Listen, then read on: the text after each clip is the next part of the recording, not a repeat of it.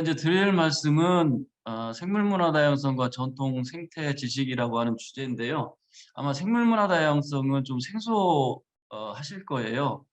원래 이 개념이 이제 우리나라 학자에 의해서 만들어진 개념이 아니고 외국에서 한 30년 전부터 이제 연구가 되었다가 이제 최근에 이제 우리나라에 이 개념이 좀 들어오게 됐고 이거에 관심을 갖는 사람들이 이제 몇 있어서 지금 연구를 좀 하고 있는 그런 과정에 있고요. 이 생물문화 다양성 하면은 좀 아이러니합니다. 원래 서구 학문이라고 하는 것이 보통 이 자연과 인간을 분리시켜 놓고 자연을 객관화하고 대상화하는 그런 경향이 좀 많았고 또 그런 전통이 있어 왔던 것도 사실이고요. 또 거기에 피크가 이제 데카르트 선생이었었죠. 이제 정신과 물질까지 이제 분리시키는 그 이후로 서구 과학이 좀 많이 발전을 했죠. 근데 우리나라 포함해서 이제 동양은 자연과 인간을 한 번도 이렇게 분리를 해서 생각해 본 사례가 없습니다. 항상 이제 불교에서 보듯 유교에서도 보듯 힌두교 등등에서도 보면은 인간과 자연을 분리시킨 경험이 없었지요. 그러다가 이제 서양에서 그런 자연을 이제 타자화하는 그런 학문의 이제 반성이 좀 일었었었고 이제 '이건 아닌가 보다.' 하고 자연과 문화를 인간을 이제 연결지어서 한번 연구하는 그런 연구가 좀 계속 진행되어 왔고 지금 그러한 내용들이 지금 국제기구 유네비라든가 유네스코 등등에서 사실은 우리가 알지 못하지만 좀 많이 연구가 되고 있고 사례도 많이 나오고 있습니다. 오늘은 그와 관련돼서 간단한 개념하고 간단한 사례만 좀 이렇게 좀 말씀을 좀 드리도록 하겠습니다.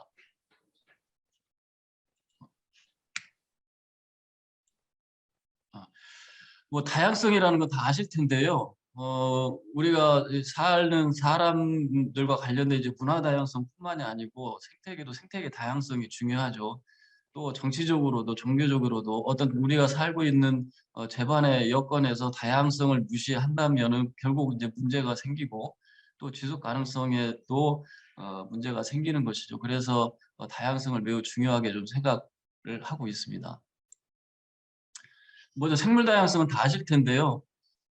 생물 다양성 감소 원인으로 뭐 서식지 훼손이라든가 외래종 침입 등등의 여러 가지 생물 다양성을 감소시키는 원인들이 지금 지구적으로 발생하고 있고 또 국제적인 연구 보고서에도 보면은 실제로 그러한 내용들이 많이 좀 기재가 좀 되고 있습니다. 그래서 생물 다양성이 감소를 하고 있고요. 문화 다양성은 2001년에 유네스코에서 문화 다양성 선언한 것이 좀 유명한 것이죠. 그때는 이제 생물 다양성이 자연에 필요한 것처럼 문화 다양성도 우리 인류에게 좀 필요하다라고 하는 그 문화 다양성 선언이 좀 있었습니다. 생물 다양성하고 그런 문화 다양성은 어떤 관계가 있느냐? 우리가 생물 다양성을 보면은 유전자의 다양성, 종의 다양성, 뭐 생태계 다양성을 얘기하지만 그중에서도 지표라고 할 수 있는 건 종이죠. 이 종이 많다고 하면은 이제 생물 다양성이 풍부하다고 볼 수 있고 그러면은 이 생물 다양성은 이제 유전에 의해서 다음 세대로 이제 전달이 되는 것이고요. 문화 다양성의 지표라고 할 수 있는 것은 바로 언어입니다. 우리가 수없이 살면서 수없이 많이 쓰고 있는 이 언어가 다음 세대로 이제 전달이 되는데 그 다음 세대로 전달되는 것은 이제 우리의 기억에 의해서 다음 세대로 전달이 되고요. 이 생물 다양성과 이제 문화 다양성은 또 이 별개로 존재하는 것이 아니고 서로 상호작용을 하면서 이제 공진화한다는 그런 내용입니다. 어 언어 다양성이 많이 감소하고 있죠. 지금 지구상 언어는 6-7천 개에서 많게는 1만 개로 보고 있는데 에 90 이제 전 지구 인구의 95%가 400 개의 언어를 쓴다고 합니다. 그리고 0.1%가 3,500 개의 언어를 쓴다고 합니다. 이건 무슨 얘기냐면 몇 개의 언어가 메이저 언어가 돼서 영어와 같이 메이저 언어가 돼서 오고 있고 또 문화도 좀 획일화되고 있고 많은 언어들이 지금 사라지고 있다 이런 내용입니다. 그래서 이제 생물 다양성과 언어 다양성, 문화 다양성은 이건 서로 분리된 형태로 존재하고 있는 것이 아니고 서로 상호 영향을 주면서 어 작용을 한다고 이렇게 볼 수가 있겠습니다. 문화 다양성입니다. 이건 좀 전에 말씀드렸다시피 이거 생물과 문화는 이제 별개의 존재가 아니고 서로 상호작용을 하는데 생명의 다양성과 관련하여 생물 문화적, 언어적으로 표현되는 것은 이제 포괄하고요. 서로 상호 영향을 미치면서 공진화한다라고 하는 개념입니다. 전통 생태 지식은 우리가 그러니까 자연과 상호 작용을 하면서 형성된 지식들이죠. 그런 지식들이 세대와 세대를 거쳐서 지금까지 내려오는 그러한 지식은 이제 전통 생태 지식이라고 하고, 좀 전에 말씀드린 이 생물 문화 다양성과 전통 생태 지식도 서로 상호 작용을 한다고 볼 수가 있겠습니다. 이건 좀 재밌는 얘기인데요. 우리는 보통 어, 표에 있는 오른쪽에 있는 과학적 생태 지식만을 사실은 공부했다고 볼 수 있죠. 또 양적으로 보거나 합리적이거나 환인주의적으로 보고 어떤 대상에 대해서 어떤 가치를 가지지 않는 어떤 중립적인 사고로 보는 것이 과학적이라고 우리가 생각을 했는데 전통 생태 지식은 그거와는 좀 다릅니다. 이 세계를 전체론적으로 보고 정신과 물질을 분리해내지도 않고 질적인 형태로 보는 그러한 관점으로 보는 것이 이제 전통 생태 지식이라고 할 수가 있겠습니다. 이건 금강하구 쪽 이야기로 좀 내려오면은요. 이거는 금강하구가 상당히 많은 개발이 지금 진행이 됐습니다. 그 중에서도 금강하구뚝이 이제 1990년도에 막혀지면서 이 금강하구역에 있는 생물 문화 다양성이 상당히 많이 감소가 되고 있고 아직도 현재 이제 개발이 좀 많이 진행되고 있는 상황에 있습니다. 반면에 이제 서천 갯벌은 아직까지는 건강성이 괜찮아서 2008년도에 습지보 지역으로 이 초록색 빛깔 부분의 지역이 13.5 평방킬로미터인데요. 습지보로 지정이 됐고 10년 후인 2018년도에 68.9 평방킬로미터까지 습지보 지역이 이제 확대가 됐고 올해 세계 자연유산이 한국 갯벌이 됐지요. 서천 갯벌하고 고창, 고성, 순천 등 해서 이 5개 지역이 유네스코 세계 자연유산이 등재가 됐습니다. 이 표는 금강 하구의 과거에 어떤 어종과 수산물들이 있었는지 세종실록 지리지하고 신증동북 여지승남을 이제 조사를 해가지고 이제 표로 만들어 본 건데요. 여러 가지 이 수산물들이 잡혔습니다. 그리고 이 붉은색으로 된 부분은 이제 어량이라고 하는데 지금 형태로 보면은 이제 어살이라고 이제 볼 수가 있겠고, 염소는 이제 그 소금을 만들었던 그런 장소라고 할 수가 있겠습니다. 한강 쪽에도 하구가 있기 때문에 아마 황복과 같이 비슷한 어종이 과거에 좀 많이 있었을 것 같아요. 지금 한강 하구에는 이제 황복이 좀 보이기는 하지만은 이제 금강에서는 그 황복이 좀 사라졌습니다. 이 황복은 금강에서는 누름복, 누룽치, 뭐 금복, 복쟁이 등등등등으로 이렇게 많이 좀 불렸었고요. 지금은 이제 보이지 않고 있습니다. 한강 하구에도 참개가 있죠. 이제 이 금강 하구에도 지금 현재 참개가 보이기는 하지만 지금 보이는 참개들은 사실 육상에서 이제 치어를 풀어가지고 자라는 것들이거든요. 그래서 바다로 나가서 산란을 하는 게 아니고 이제 금강 호 안에 계속 이제 살고 있는 것들입니다. 근데 참고를 주민들하고 과거 문헌을 찾아서 이렇게 조사를 해보면은 아주 이야기가 많습니다. 자산허브에도 이 참개 얘기가 나왔는데 자산허브에 나오는 이 참개는 이제 여울가에 이제 돌을 쌓아놓고 거기에다가 이제 벼이삭을 놓으면은 이 참개들이 와서 먹죠. 그러면 이제 그것을 참개를 잡았었고요. 또 전어지에서 보면은 현촉 섭회법이라고 하는 그 잡는 방법이 나왔는데 요것도 이제 하천이 있으면은 그 하천 위에 지프로 엮어서 수숫대를 거꾸로 이렇게 달아 놓죠. 그러면은 이 참개들이 와 가지고 그걸 먹는다고 해요. 그러면 그것을 이제 잡았다고 하고, 또 서천 쪽에서 이렇게 주민들 이야기를 들어보면은 참개 개 구멍에다가 지푸라기를 넣어서 잡기도 하고, 횃불을 이용해서 잡기도 하고, 갈대 발을 쳐서 잡기도 하고, 깻묵을 망에다가 넣어서 여울에 이제 하천에다가 놓으면은 이제 참개들이 몰려든다고 해요.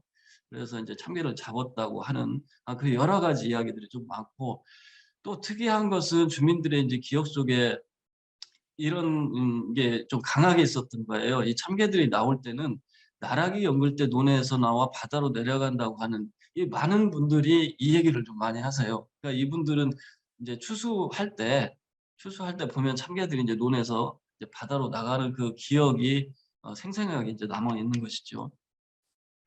다음은 이제 웅어 얘기입니다. 웅어는 자산어부에는 이제 도어, 소어 이렇게 표기가 되어 있고, 전어지에서는 이제 위어라고 이렇게 되어 있는데, 이 위자를 보면은 이제 갈대 위자예요. 그래서 이걸 풀어보면은 갈대고기죠. 갈대고기라고 이름한 이유가 있습니다. 이유는 이 웅어는 갈대밭에 와서 알을 낳습니다. 그래서 과거에 이제 조상들이 봤을 때는 이놈들이 봄철이 되면은 갈바탕에 와서 알을 낳는구나 보고 갈대 위자를 붙여준 거죠. 그래서 위어가 됐고요. 해주에서는 차날이라고 하고, 의주에서는 웅해, 이 서천에서는 우여라고 합니다. 그리고 이거 관련해서 이제 먹는 문화, 이제 회를 쳐먹거나 훈제, 젓갈, 뭐 부위 이렇게 해서 먹었다고 합니다. 다음은 이제 갈대 이야기인데요. 생물문화 다양성을 제가 이제 설명할 때 이 사례를 좀 많이 이야기를 합니다. 보통 갈대를 보면은 경관을 보는 분들도 많고, 또 갈대의 생태적인 면을 보면은 수질 정화 기능을 한다든가, 이제 새들이 와서 번식을 한다든가, 이 정도 수준에서 사람들이 좀 알고 있는데 그치거든요. 그런데 주민들한테 인터뷰를 하고 조사를 해보면 갈대와 관련된 이야기들이 상당히 좀 많이 나옵니다. 먼저 새들이 와서 번식을 하죠. 이 사진은 이제 개개비입니다. 개개비는 이제 봄, 여름에 와서 이제 갈대 줄기를 엮어서 이제 새끼를 낳고 가을이 되면 또 동남으로 내려가지요. 그래서 새들한테는 이 갈대가 좀 중요하고요. 또 갈대를 보면 개들이 많이 살죠. 뭐 사진에 보는 방개, 말똥개, 갈개 등등 해서 많은 개들이 구멍을 내고 이제 살고 있고, 말똥개는 지금 금강하구 쪽에서 는 보이지는 않고 있습니다. 근데 여기서 보면 이 방개와 말똥개, 갈개 이렇게 보면은 주민들 보면 방개, 갈개 같은 경우는 이게 정확하게 구분을 안 하시더라고요. 그냥 딱 뭉뚱그려서 깔뚱개, 깔뚱그이 뭐 이렇게 통칭을 해서 부르고, 이 말똥개는 좀 다르게 불렀습니다. 말똥개는 이제 좀 특이한 게 발에 털이 나 있기 때문에 주민들은 말똥개를 보고 덮엉그이 이렇게 좀 불렀습니다. 지금 금강호 안쪽에 보면은 이 개들은 사실 지금 보이지는 않고 있습니다. 이제 담수화가 돼서요. 이거는 위어는 좀 전에 제가 말씀드렸다시피 이제 갈대밭에 이제 알을 낳는 어종이고요. 그리고 요거는 예전에는 갈대를 이용해서 집을 졌습니다. 집을 졌는데 집을 어떻게 졌냐면은 이제 기둥을 한 다음에 갈대 줄기를 뭐 한 6-7개씩 엮어서 이 뼈대를 만드는 거죠. 그리고 뼈대를 만든 다음에 그 벽에다가 이제 개흙을 붙여가지고 집을 졌는데, 이렇게 하는 방식을 외역기 방식이라고 하더라고요. 이제 주민들은 이렇게 해서 집을 졌고, 또 지붕을 만들 때도 연못과 연못 사이에 갈대를 엮은 다음에 그렇게 해서 이제 집을 짓기도 했습니다. 그래서 집을 지었고요. 그리고 생활도구로 많이 썼습니다. 뭐 채발이라든가 갈자리, 발 뭐 이런 것도 많이 썼는데, 그 중에서도 갈비를 많이 썼습니다. 지금은 다 진공 청소기나 뭐 플라스틱이 나왔기 때문에 이제 사서 쓰지만은, 과거에는 다 갈꽃을 채취를 해서 갈비를 만들어서 쓴 것이 대부분이죠. 근데 이 갈비를 만드는 것도 되게 많이 예, 좀 과정이 좀 필요합니다. 이제 갈 곳을 채취하는 시기는 백로 이후에 채취를 했습니다. 백로 이후에. 백로 이전에 채취를 하게 되면은 갈비를 만들려면 이걸 삶아야 되는데 백로 전에 채취를 하면 이 갈비 꽃이 다 부서진다고 그래요. 그래서 백로 이후에 채취를 해서 삶아서 비를 만드는데 이 삶을 때 또 한 가지 중요한 것은 소금을 넣는다고 해요. 소금. 소금을 넣는 이유는 소금을 넣게 되면 이 갈비가 부드러워지고 질겨진다고 합니다. 이런 것들은 이 갈대에 하고 이 자연과 상호작용하면서 형성된 이게 전통 생태 지식이라고 볼 수 있는 거죠. 다음에는 이 갈불인데요. 이 동의보감에 보면은 이 갈꽃을 뭐라고 했냐면 이제 봉근이라고 했습니다. 봉근. 그리고 갈대 뿌리를 노근이라고 했어요. 그래서 토사강난이 일어났을 경우에는 이 봉근, 갈대 꽃을 삶아 먹으면 효과가 있고 또 황복 같은 경우는 이제 독이 있지 않습니까? 그래서 잘못 먹었을 경우나 이때는 녹은 갈뿌리를 즙을 내서 먹으면은 그게 효과가 있었다고 그래요. 그래서 실제로 찾아보니까 동의보감에도 한 5개 정도의 이 갈대 관련된 약효가 있다고 조사에 좀 나와 있습니다. 이처럼 갈대 하나를 봐도 지금은 우리가 알고 있는 갈대에 대한 단편적인 내용만 알고 있는데 사실 주민들의 인터뷰나 과거 문헌을 찾아보면은 사람들이 갈대를 이용하면서 다양한 그 문화를 형성해 왔고 또 갈대를 많이 이용해 왔죠. 그런데 지금은 거의 갈대의 힘이 없습니다. 이제 보는 것에 관광적인 내용만 있는 거죠. 그래서 이제 생태 교육을 할 때 이 부분들은 상당히 좀 중요할 것 같아요. 그러니까 지금은 생태 교육을 하면은 갈대는 수질 정화 기능이 있어요. 그리고 새들이 와서 번식을 해요. 이 정도 수준에서 사실 그치거든요. 근데 이것을 넘어서서 주민들이 살아왔던 그 문화의 영역까지 넘어가면 거기 안에는 상당히 많은 지속 가능 발전 교육에 대한 소재가 될 수 있다고 저는 생각을 합니다. 그래서 갈대만 한 종만 뽑아서 갈대와 관련된 언어 그리고 문화 그리고 전통 생태 지식은 이제 표로 이제 정리를 한 것이죠. 이런 내용을 가지고 교육이라든가 생태 관광에 이용을 하면은 좋은 소재가 될 수 있다고 생각합니다. 이 외에도 서천은 이제 금강 하구에 있고 이제 갯벌이 있기 때문에 갯벌과 관련된 또 다른 문화들이 좀 많이 있습니다. 어, 요즘 조사하고 이제 연구하고 있는 것이 이제 살 문화인데요. 지금은 살이 다 사라졌습니다. 이제 살이 이제 보이지 않고 있고 이제 그 체험용의 독살 그리고 어살 이 정도밖에 사실 남아 있지 않은데 주민들한테 이야기를 들어보면은 과거에는 살이 되게 좀 많이 있었었고 실제로 세종실록 지리지를 찾아보면은 비인 현만 해도 15개, 서충군만 해도 17개의 어량이 있었다는 그런 조사가 좀 나오기도 합니다. 요거는 실제로 제가 그 주민 인터뷰를 하고 어렵게 찾은 사진인데요. 이게 아수레 섬이라고 하나의 섬인데 그 주변에 3개의 살이 있었습니다. 그 살도 이름이 각각 달라요. 지리살, 목살, 어, 어, 푸노머살 이렇게 해서 살이 3개가 있었는데 제가 확인한 것은 지도상으로 하나의 살만 좀 확인을 했고 이 살이 한 변의 길이가 한 200m 정도 됩니다. 그리고 그 안에는 이제 내상이라고 하는데 이제 서해안은 이제 물이 들어왔다 나가기 때문에 들어왔다 나가면서 물고기들이 이 살에 걸리는 거죠. 이 살에 걸리면은 이제 그때 이제 물고기를 잡는데 이 살은 당시에 아무나 이제 지울 수가 없고 이제 그 살 주인을 이제 살강구라고 하는데 살강구가 먼저 물고기를 이제 상품 가치가 있는 거를 잡고 나면 그 이후에 주민들이 뒤에서 기다리고 있다가 물고기를 잡는 거죠. 이제 작은 물고기를 주민들이 잡으면은 바로 가져갈 수 있는 게 아니고 이제 살강구한테 검사를 맡아야 된다는 거죠. 이제 그래서 좋은 물고기는 살강구한테 주고 작은 물고기는 이제 집에 가서 이제 요리를 해서 먹는 겁니다. 이거는 살 안에서 이용했던 그 도구들, 쪽대나 조락들이고요. 독살도 좀 많이 있습니다. 이건 태안의 독살인데 아직 흔적들이 좀 많아 있고 태안도 상당히 많은 지금 독살이 남아 있는데 여기서도 보면은 독살을 만드는 것은 아무 데나 할 수가 없습니다. 우선은 돌이 주변에 있어야 되고 많이 형성이 돼야 되고 또 그 바닷가의 경사도가 완만해야 되고요. 이런 여러 가지 조건이 있어야 이 독살을 만들 수가 있습니다. 마지막입니다. 제가 생물문화 다양성과 전통 생태 지식을 주로 이야기했는데요.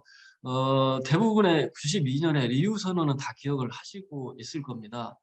그때 중요한 원칙과 협약이 이루어졌는데, 근데 이 가리오카 선언은 대부분 기억을 하지 못하고 있어요. 이 가리오카 선언은 뭐냐면 그 리우 회의 열리기 전에 며칠 전에 영토 환경 및 개발에 관한 세계 토착민 회의라는 게 있었습니다. 카리오카에서 열렸는데요.